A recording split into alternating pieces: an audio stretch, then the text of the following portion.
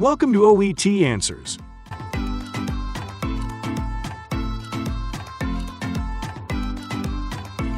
Occupational English Test. Listening test. This test has 3 parts. In each part you'll hear a number of different extracts. At the start of each extract, you'll hear this sound. You'll have time to read the questions before you hear each extract, and you'll hear each extract once only. Complete your answers as you listen. At the end of the test, you'll have 2 minutes to check your answers. Part A. In this part of the test, you'll hear 2 different extracts. In each extract, a health professional is talking to a patient. For questions 1 to 24, complete the notes with information you hear. Now, look at the notes for extract 1. You now have 30 seconds to look at the notes.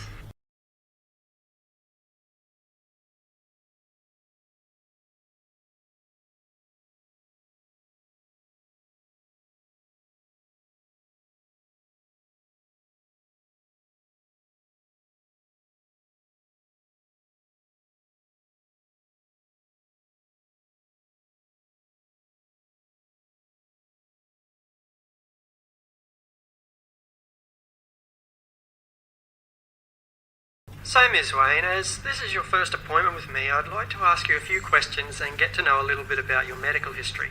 It's also a chance for you to ask me any questions you might have. Sure. I understand from your GP that you have arthritis. That's right, yes. It's in my hands and wrists mainly. The finger joints in my hands get really puffed up when they're swollen, like they are now. The pain can get so bad that it stops me doing a lot of very simple things. Things like having a shower or getting dressed. Then there's the trouble I have making breakfast. Anything where I have to grip and move my wrist, like holding the kettle and pouring, or buttering some toast. Well, you get the idea. It's not like I'm an old woman. I'm only 40. I see. Tell me about your work. I used to be a hairdresser, but I had to give it up after my hands started getting really bad. I couldn't just sit around the house and do nothing, though. So now I go to the local primary school where my kids are and help the children with their reading. And just lately, I've started helping out on a telephone helpline for people with disabilities. They have these special hands-free phones, so it means I can do the work without needing to use my hands so much. It's only a volunteer position, but I really feel like I'm doing something worthwhile. Is your mobility affected at all by the arthritis? I do have trouble getting in and out of bed or out of a bath. I also need help getting out of a chair if it's a bit low. I move around the house with the walking aid I have, and when I go out, I tend to use a wheelchair. Our car has also been modified, so at least I'm independent. I can go to the shops or out with friends.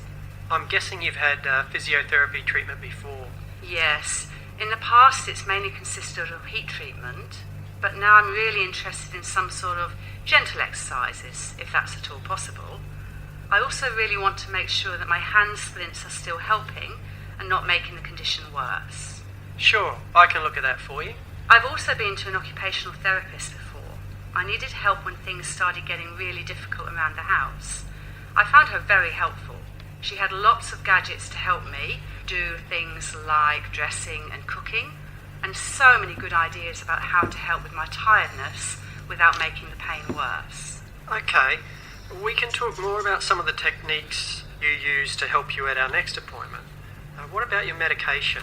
I take analgesics for the pain mainly these days.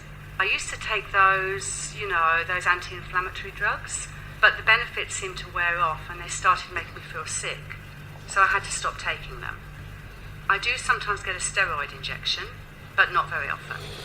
It works really well at reducing the pain for a few weeks, but it hurts like hell. Dr. Wong has mentioned a steroid tablet I could take, which will work in a similar way, so we might be looking into that soon. And a couple of times a day I have an analgesic cream that I rub into my hands. I don't know if it really works very well though. A doctor talking to Mr. Roy Daphnis about his planned hospital admission. You now have 30 seconds to look at the notes.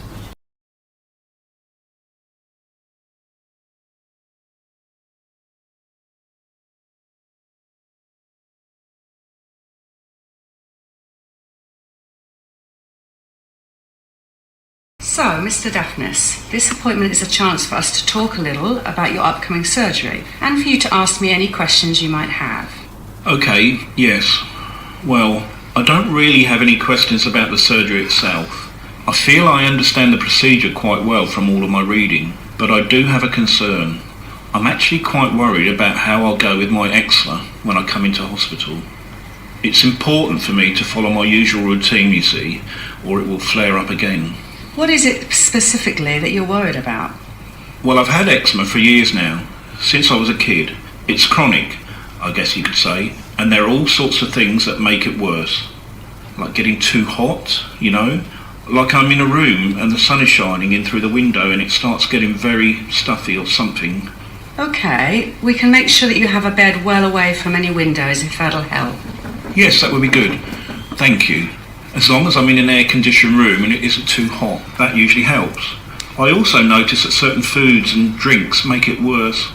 I stopped drinking alcohol years ago because it always made the itching worse. But I also have a list of foods that seem to aggravate things. So I was wondering if it's possible to give that to someone, or if I can let the hospital know so that they don't include any of these foods in my meals. If you contact the hospital directly, they'll be able to help you with that. Great. Tell me, Mr. Daphnis, what's your skin like at the moment? Not very good. You can see by my face how red it is, and the itching and scratching has been much worse lately. I think because of the stress I'm feeling about the operation. It's also really bad on my back and my legs. When I lie down in bed at night sometimes I can hardly stand it. Do you ever get any sores or weeping? No, my skin is just dry and very itchy. But I'm most worried that because of the operation, any broken areas in the skin will mean I'm at risk of an infection. I'm doing everything I can to prepare properly though. Instead of showers, I've been taking lukewarm baths. And I never use any soap because it leaves my skin extra dry.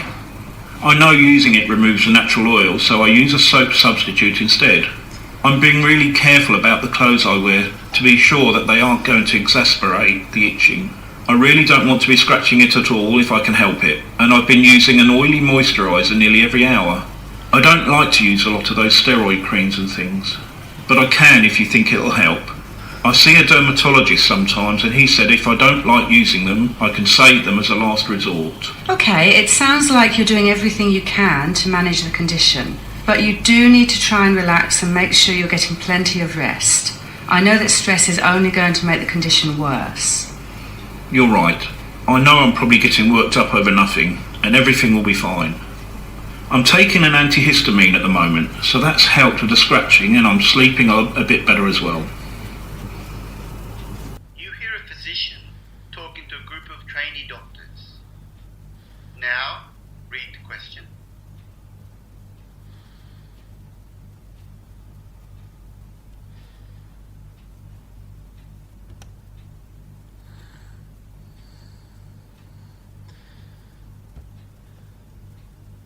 Honeybees have barbed stingers that are left behind in the person's skin after the initial sting.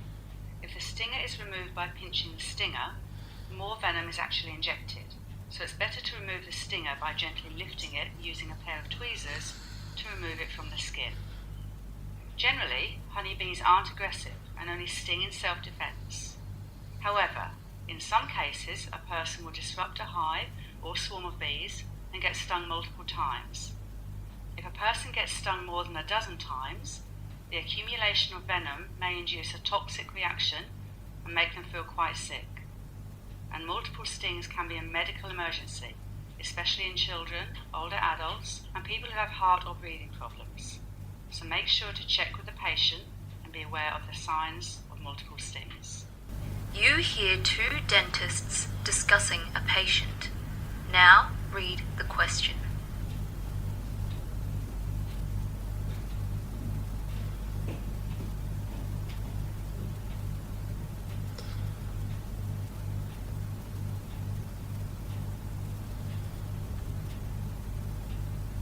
I've just seen Mr. Butler, one of your regular patients. He's been in some pain recently. Right. I've been fully booked for the past few weeks and he told reception he couldn't wait any longer. He's had chronic periodontitis for some time now, but I gather it's worse. Yes, I provided thorough curative treatment in all quadrants today, but his gums were in such poor condition and there was severe mobility in his lower right first and second molars, so I had to extract them. I've scheduled him for implant surgery, but I'm worried about his broader health issues and whether or not he's been taking biphosphonates. I couldn't find any information in his records about it. There isn't any, no. You may have to contact his GP. Okay, I certainly want to reduce the risk of any osteonecrosis after surgery. You hear an optometrist giving a presentation to a group of teachers. Now, read the question.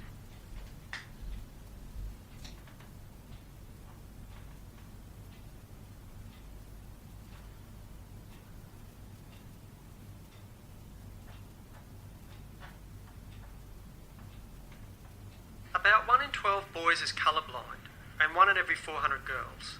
So in each school class there are likely to be at least 1 or 2 students who are colourblind. Because they are colourblind from birth, most people don't know that they're colourblind. They don't know that other people see things differently. Being colourblind can cause difficulties when it's important to be able to see lots of colours, such as on a computer screen or in art classes. Boys should have their colour vision tested when other people in the family are known to have colour vision problems. If people on both sides of the family are known to have colour vision problems, then girls should also be tested.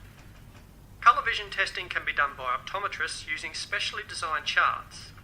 Some school health services and some doctors will also be able to test colour vision.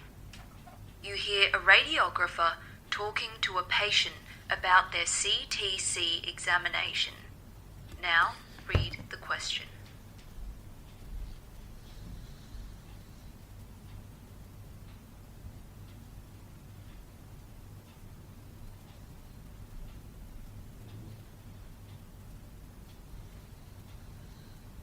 Okay, so your appointment's scheduled for 8:30 next Tuesday morning. That's great. Thanks for organising that. No problem. Now, the main purpose of the CTC examination is to look for abnormalities or polyps in the large bowel with the use of a CT scanner. So that means 3 days before the test, you'll need to start eating a low-fibre diet, and then 24 hours before the test, you'll be drinking clear fluids and you'll need to abstain from alcohol. Then on the evening before the test, you'll need to take laxatives as prescribed by your doctor with several glasses of water. You also can't have any breakfast on the morning of the test, and we'll need you to be self-administering some suppositories at that time. But all of this information is set out in the letter. If you've got any questions or concerns about it, make sure you contact either myself or your doctor. Okay, thanks. You hear a physiotherapist speaking to a support group for Parkinson's disease. Now, read the question.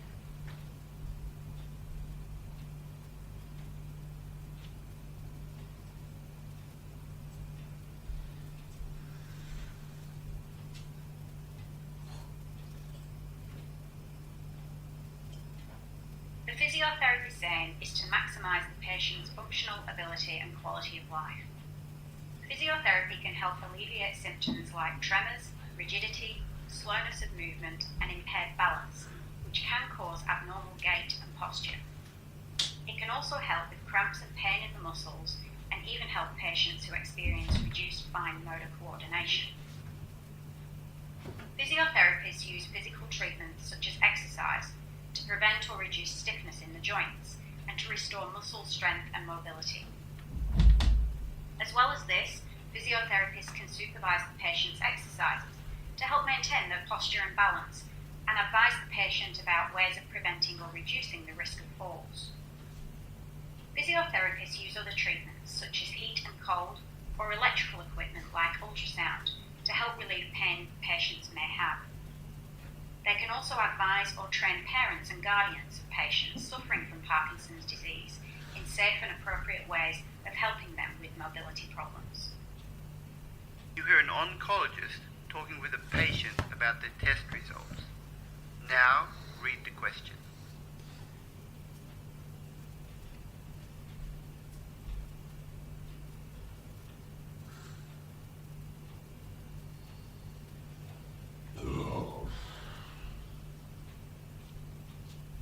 Well, I'm happy to report that the colonoscopy has found no evidence of cancer.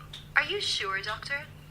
I know you're worried because your father had bowel cancer, but your tests came back negative, so that's a good result for you.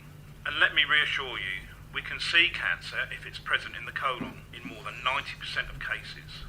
So we miss very few early stage cases.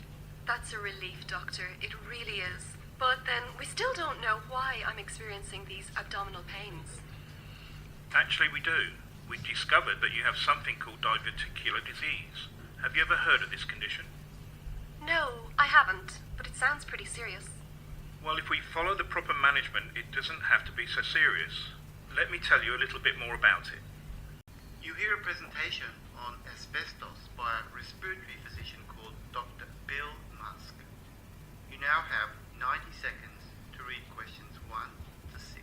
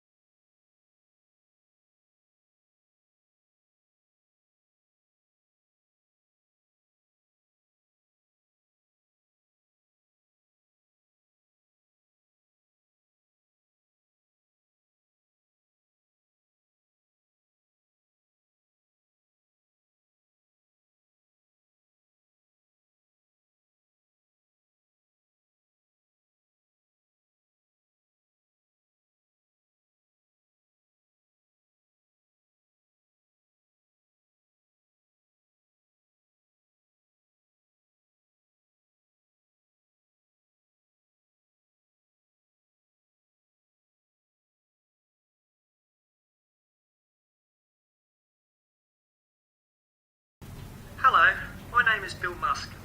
I'm a respiratory physician at the Princess Alexandra Hospital, and I'm going to talk to you today about a substance and some diseases that, when mentioned, often strike fear into people. The substance is asbestos. I'll get to the diseases it causes later. Asbestos is a naturally occurring mineral rock that was mined in Australia from the 1940s to the late 1980s and used in a variety of materials and products because it was considered resistant to fire, moisture, chemicals and heat. It was also widely used as an insulation material. One of the other main features that made asbestos a desired resource for many companies, not only in Australia but in many other parts of the world, was that it was also relatively cheap to mine and process. Unfortunately, however, asbestos turned out to be a highly toxic, insidious and environmentally persistent material that has killed thousands of Australians and will kill thousands more in this century. In fact, Australia and the UK have the highest rates of asbestos-related death in the world. Because asbestos was used so widely in the building industry, people can be exposed to it in their workplace, their communities, or in their homes. If products containing asbestos are disturbed, tiny asbestos fibres, so thin they can be invisible to the unaided eye, are released into the air. When asbestos fibres are breathed in, they can get trapped in a person's lungs and remain there for a long time.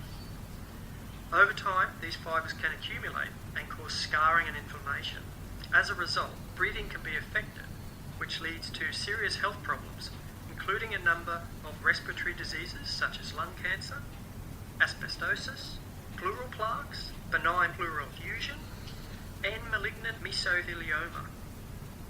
Although exposure is now strictly regulated, a national ban on asbestos came into effect in Australia on the 31st of December 2003. Patients continue to present with these diseases because of the long interval between exposure to asbestos and the clinical appearance of disease.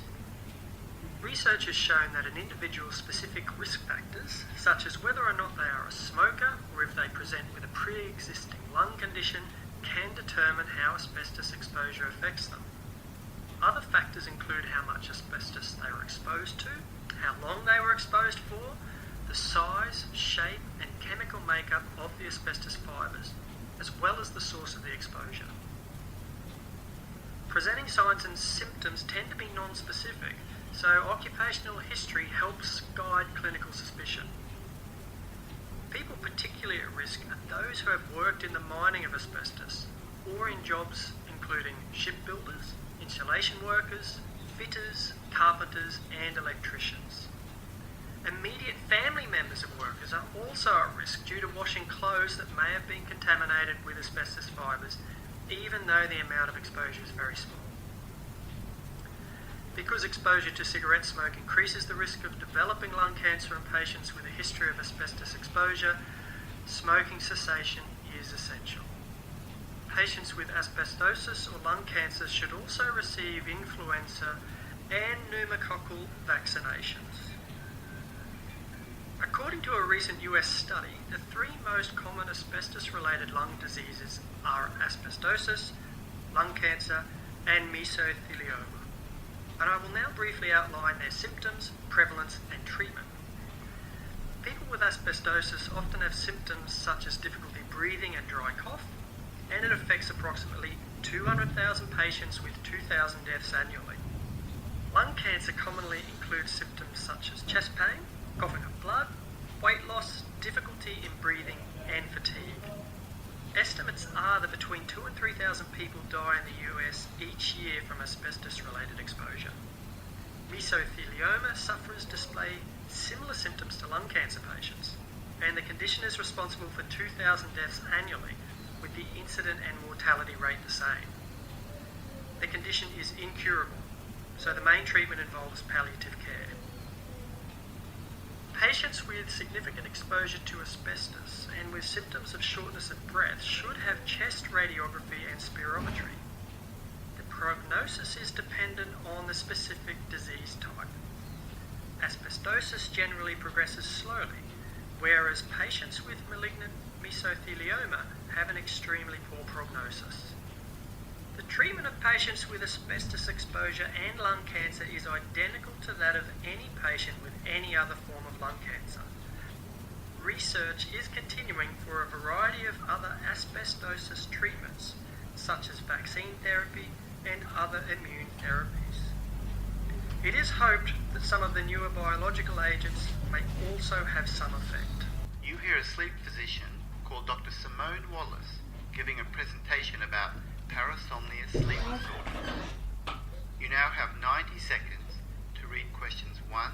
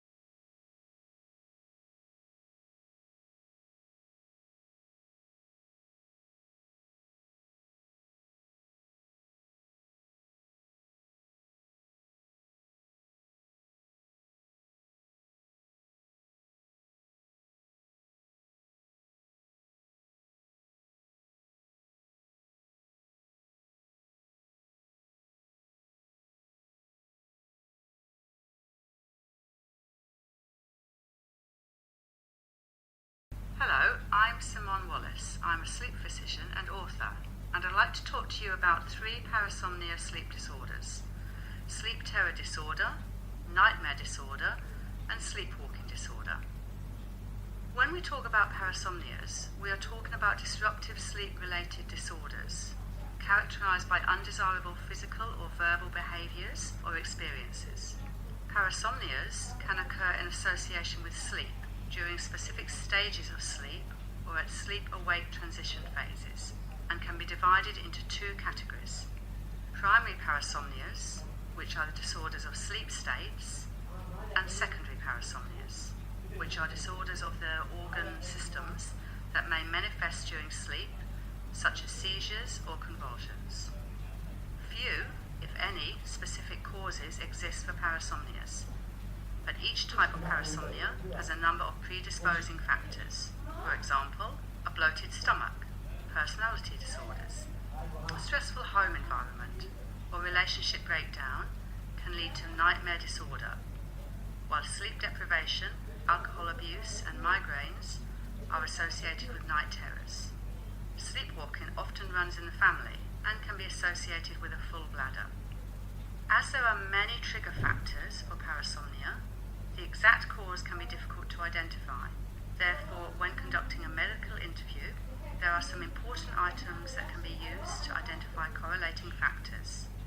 It is beneficial to interview both the person and his or her bed partner and elicit information about their sleep-wake patterns. It is also helpful to take an alcohol and drug use history, as well as any history of abuse. Details regarding medical and psychiatric history can also shed light on what may be triggering the condition. A polysomnography or sleep test is usually conducted in a sleep study centre, while the common classes of drugs used for the treatment of parasomnias are benzodiazepines and anticonvulsants. The general aim of drug treatment is to prevent arousal out of sleep or to suppress rapid eye movement, REM, sleep. The outlook for sufferers of parasomnia differs depending on their specific type of sleep disorder. Children with nightmare disorder almost always outgrow the disorder. However, a small number of children report this disorder persisting into adulthood and becoming a lifelong problem, while some people may experience a reduction of symptoms later in life.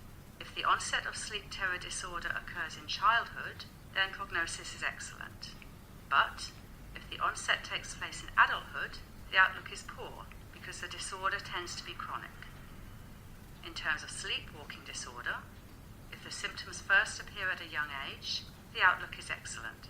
However, the outlook is much worse if the disorder starts in adulthood and there is no evidence of an underlying neurological or substance abuse problem. I would now like to conclude with a case study of a patient who attended my clinic recently. Mark was a healthy 10-year-old who was referred to our sleep clinic because his parents had reported abnormal sleep behaviour. His medical history revealed nothing remarkable, while in terms of his social history, Mark's parents were concerned that the sleep issues would interfere with their son's upcoming participation in a school camp. Over the previous 3 months, Mark had awoken 2 to 4 times per week, screaming, sweating, and wildly flailing his arms. It occurred most commonly when his parents were going to bed. They reported that he experienced a few minutes of raw terror, starting with a piercing scream, after which he would calm down and fall asleep again within 5 minutes. Mark did not recall the incidents. A lab evaluation ruled out nocturnal epilepsy and obstructive sleep apnea. However, Mark showed 2 minor arousals during which he abruptly awakened from delta sleep, the deepest form of sleep, sat up with a blank stare, and then returned to sleep.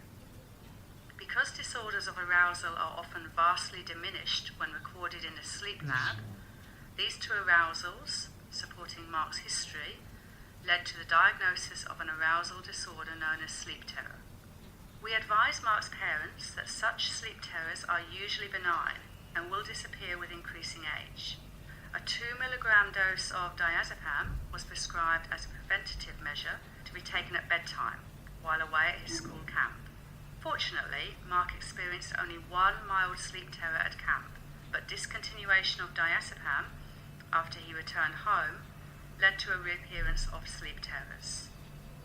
Over the next 12 months, sleep terrors gradually diminished to less than 2 per month, reappeared dramatically when he was transferred to a new school, and then disappeared completely over the next 24